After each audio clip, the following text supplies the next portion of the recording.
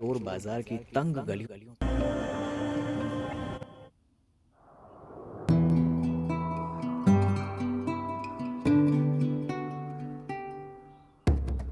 विराट मन में सोचने लग जाता है, मुझे कैसे भी करके अनुराग चाचा से इन कागजातों पर साइन कराने हैं। इन पर साइन लिए बिना मैं यहाँ से नहीं जाने वाला। करीब 5 मिनट तक अनुराग टाइप करते रहता है। जब अनुराग कहानी टाइप कर लेता है तो वो अपना चश्मा उतारता है और टेबल पर ही जली रखी सिगरेट को उठाता है और कश खींचने लग जाता है। अभी उसने एक कश ही खींचा था कि विराट बोल पड़ता है, अनुराग चाचा। विराट को एकदम से वहां पर देखकर अनुराग को बहुत अजीब लगता है, क्योंकि चित्रा के भाग जाने के बाद विराट पहली बार ग्रेवयार्ड कोठी आया था। अनुराग विराट की तरफ देखते हुए कहता है, अरे विराट बेटा, तुम वो भी इतनी रात को, सब ठीक तो है ना?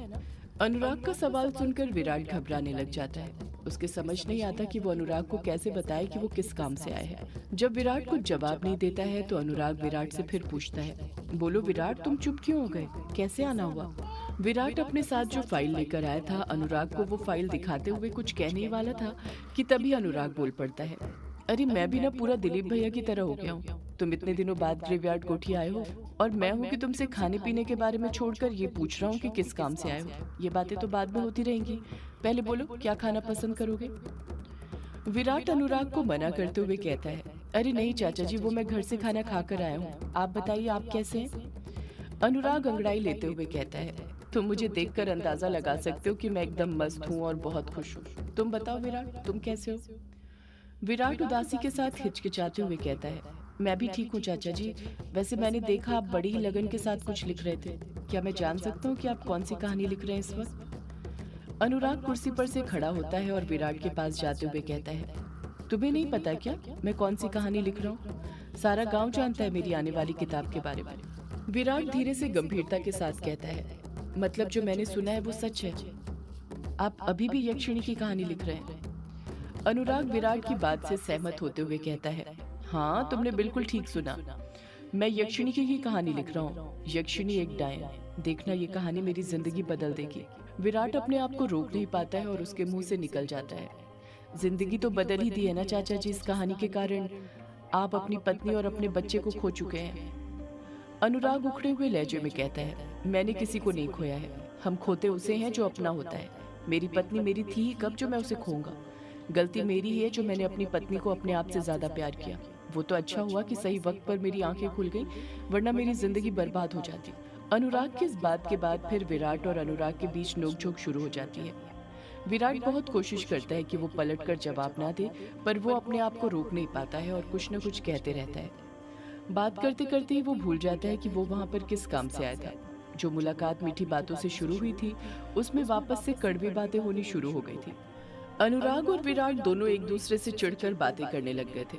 विराट गुस्से गुस्से से वहां से जाने लग जाता है, पर तभी अनुराग को एहसास होता है कि इससे पहले भी वो विराट को नाराज कर चुका था और अनुराग दोबारा नहीं चाहता था कि विराट फिर से नाराज होकर चले जाए। इसलिए वो खुद बात को बदलते हुए कहता है, विराट तुम ना ये सब छोड़ो। जिस काम से आए थे वो तो तुमने बताया नहीं। लगे हो यहाँ वहाँ की बात करने में जिनका अब कोई मतलब नहीं। ये बताओ कैसे आना हुआ? विराट को भी एहसास हो जाता है कि उसे बाकी बातों को भुलाकर जिस काम से वो आया था उस पर ध्यान देना चाहिए था। विराट सीधे मुद्दे की बात पर आने लग जाता है। विराट हिचकिचाते हुए अपनी फाइल खोलता है और अनुराग को दिखाते हुए कहता है, चाचा जी मुझे आपके साइन चाहिए थे इन कागजातों पर। पहले तो अनुराग एकटक विराट को देखते रहता है।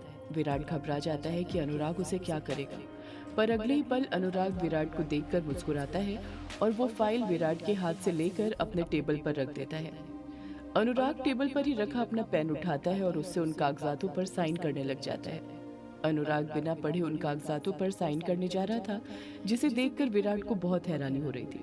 अनुराग कागजातों पर लगातार साइन करते ही जा रहा था कि तभी विराट उसे बीच में ही टोकते हुए कहता है, ये क्या चाचा जी, आप पहले पढ़ तो लीजिए इसमें क्या लिखा है। आप तो बिना पढ़े साइन किए जा रहे हैं। अनुराग मुस्कुराते हुए कहता है, इसमें पढ़ना क्या है विराट, मुझे तुम पर पूरा भरोसा है। तुम कभी मेरे साथ कुछ गलत नहीं होने दोगे। इतना कहकर अनुराग वापस से कागजातों पर साइन करने लग जाता है। अनुराग आखिरी पेज पर पहुंचा ही था कि तभी उसमें वो कुछ पढ़ लेता है और उस कागज पर साइन नहीं करता है। अनुराग विराट से कहता है, विराट मैं इस कागज पर साइन नहीं कर सकता। विराट अनुराग से वो फाइल लेता है और उस कागज को देखते हुए पूछता है, पर क्यों चाचा जी, आपने सारे कागजातों पर साइन कर दिए, फिर इस पर क्यों नहीं? अगर मैंने इस कागज पर साइन कर दिए तो मेरा सब कुछ मुझसे छिन जाएगा। मैं कुछ समझा नहीं चाचा जी, आपका तो पहले ही सब कुछ छिन चुका है ना? नहीं विराट, मेरे लिए ये ग्रेवयार्ड कोट ही मेरा सब कुछ है। मैं इसे किसी को नहीं दे सकता। अगर मैंने ये किसी को दे दी तो फिर मैं कहानियां नहीं लिख पाऊंगा। मेरी कहानी लिखने के लिए ये ग्रेवयार्ड कोठी बहुत जरूरी है। विराट को अभी भी अनुराग की बात समझ में नहीं आ रही थी, पर वो मन ही मन सोचता है, सारे कागजात पर तो साइन हो चुके हैं और मुझे नहीं लगता कि अगर एक कागज पर साइन नहीं हुए तो इससे रजनी मामी को कुछ फर्क पड़ेगा। विराट अनुराग से नर्म लहजे के साथ कहता है, ठीक है चाचा जी, अगर आप इस कागज पर साइन नहीं करना चाहते तो मैं आपको फोर्स नहीं करूंगा। आपने बाकी सब कागजातों पर साइन कर दिए, मेरे लिए वही बहुत है। अच्छा मैं निकलता हूँ, घर पर वंदना मेरा इंतजार कर रही होगी। अनुराग विराट के कंधों पर हाथ रखते हुए कहता है, विराट तुम मेरे बेटे की तरह हो और मुझे तुम्हारी बहुत फिक्र है, इसलिए मैं तुमसे एक और बार पूछ रहा हूँ, क्या तुम्हारा आज रात जाना जरूरी है? मेरी बात मानो तो आज रात यहीं पर रुक जाओ।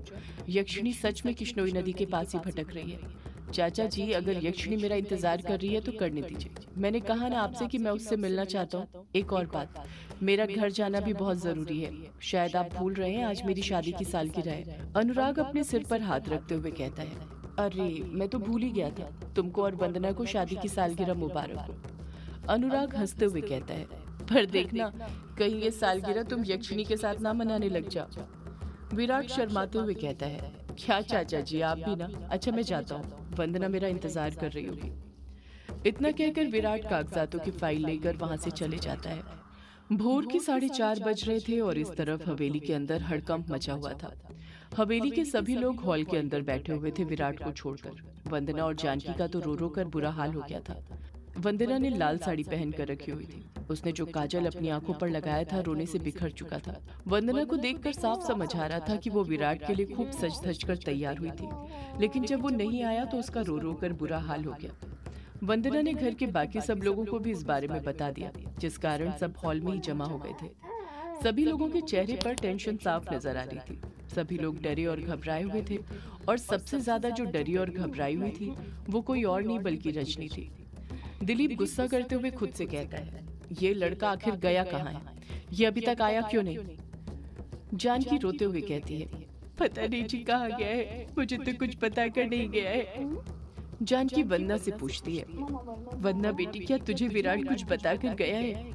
वंदना मन में सोचने लग जाती है, अब मैं माँ को कैसे बताऊं कि विराट जी ग्रेवयार्ड कोठी गए हैं अनुराग चाचा से मिलने के लिए। अगर ये बात मैंने इन्हें बता दी तो ससुर जी फिर गुस्सा करेंगे और विराट जी के वापस आने पर फिर उन पर चिल्लाएंगे।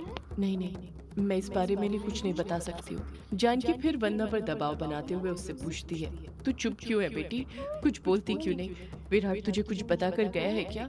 वंदना ना में अपना सिर हिलाते हुए रोते हुए कहती है, मुझसे तो बस इतना कहकर गए हैं माँ कि कोई जरूरी काम से जा रहे हैं, आधे घंटे में आ जाएंगे, पर अब तक वापस नहीं आए। जानकी कुछ कहती है उससे पहले ही दिलीप बोल पड़ता है, जरूरी काम? कैसा जरूरी काम? वंदना अपनी नजरें चुराते हुए कहती है, पता नहीं पिताजी किस काम से गए हैं, मुझे कहाँ पूरी बात बताते हैं वो। दिलीप गुस्सा करते हुए कहता है, ये लड़का भी ना पूरा पागल है। क्या जरूरत थी इसे अमावस्या की रात घर से बाहर जाने की? जानता है कि वो यक्षिणी आज ही की रात मर्दों को अपना शिकार बनाती है, फिर भी ये मेरी बात नहीं मानता है। सुदेश बीच में बोल पड़ता है, कहीं उस यक्षिणी ने विराट बेटे को अपना शिकार तो नहीं बना लिया? जानकी रोते हुए कहती है, ये तुम क्या बोल रहे हो सुदेश? शुभ शुभ बोलो सुदेश, वो भांजा है तुम्हारा। सुदेश शर्म से अपना सिर नीचे झुका लेता है। रजनी घबराते हुए मन में सोचने लग जाती है, ये विराट तो ना मुझे फंसा कर ही मानेगा, पता नहीं कहाँ रह गया ये। अब वापस भी आ गया तो पता नहीं क्या जवाब देगा सबको। यहाँ हॉल में तो सब लोग जमा हो गए हैं, इन्हें अगर पता चल गया कि मैंने विराट को ग्रेवयार्ड कोठी भेजा है तो मेरी तो खैर नहीं। जहाँ रजनी एक तरफ मन ही मन घबराए जा रही थी तो दूसरी तरफ जानकी और वंदना का तो रो रो कर बुरा हाल हो गया था। दिलीप जानकी को चुप कराते हुए कहता है, चुप हो जाओ जानकी, रो क्यों रही हो, आ जाएगा विराट। जानकी रोते हुए कहती है, रो नहीं तो क्या करूं जी, सुबह होने को आई है और मेरा जवान बेटा अभी तक लौट कर नहीं आया है और आप कह रहे हैं कि मैं रो ना, आप कुछ करते क्यों नहीं जी?